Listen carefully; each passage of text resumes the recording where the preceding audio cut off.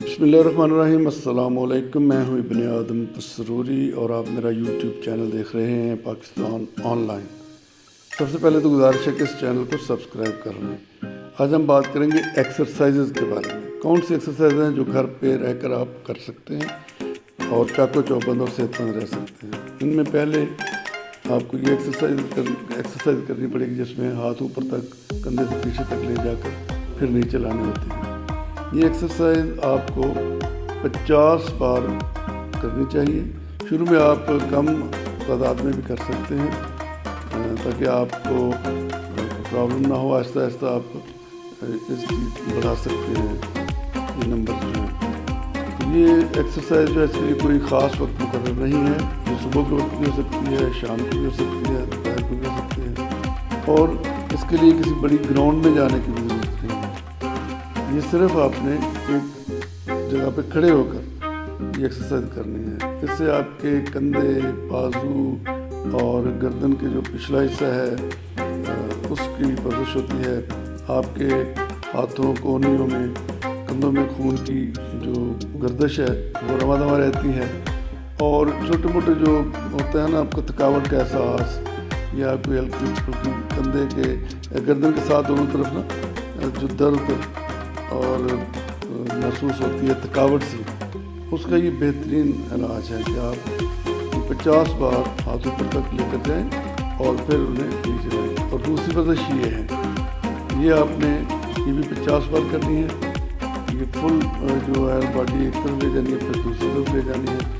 इससे आपके ना सिर्फ कंधे, गर्दन और कमर और टांगें जो ख़ास तौर पर थाइज़, इनकी भी वर्जिश होती है। इनमें खून का जो दौरानिया बेहतर होता है और गर्दिश बढ़ती है और ऑक्सीजन जो है वो पहुंचती है इन सारे खुलियात में जब आप इस तरह वर्जिश करते हैं।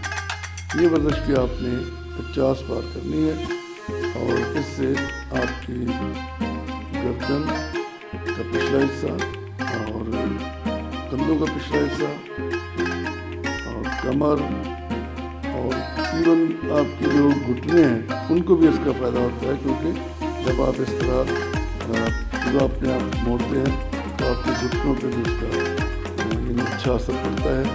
और फिर ये होता है कि इससे काफ़ी किस्म की आपकी थकावट है वो दूर हो जाती है।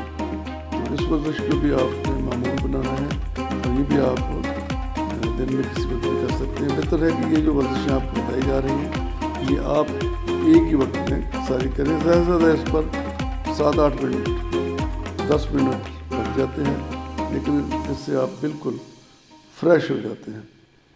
और अब तीसरी वर्जिश ये है कि आप झुकेंगे और ऊपर उठेंगे।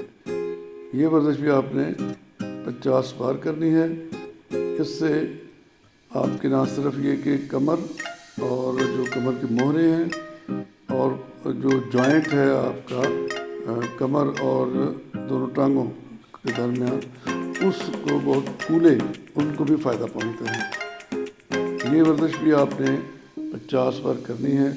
और इसी तरह जिस तरह रुकू के लिए झुकते हैं, लेकिन ये जो झुके उठे ये इसका बेसिक रूल है।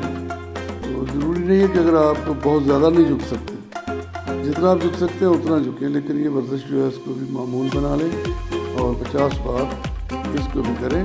बिल्कुल नीचे आके फिर ऊपर चले जाएं, फिर नीचे इस तरह घुटनों तक ले आएँ हाथ, फिर ऊपर चले जाएँ।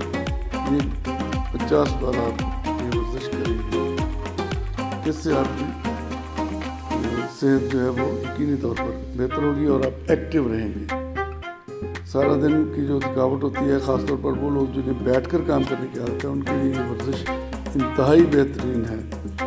उन्हें कमर दर्द की ख़ास तौर पे शिकायत जो होती रहती है और वो कहते हैं मसल पुल हो गया, तो ये वर्जिश इसके लिए बहुत बेहतर ख्याल की जाती है।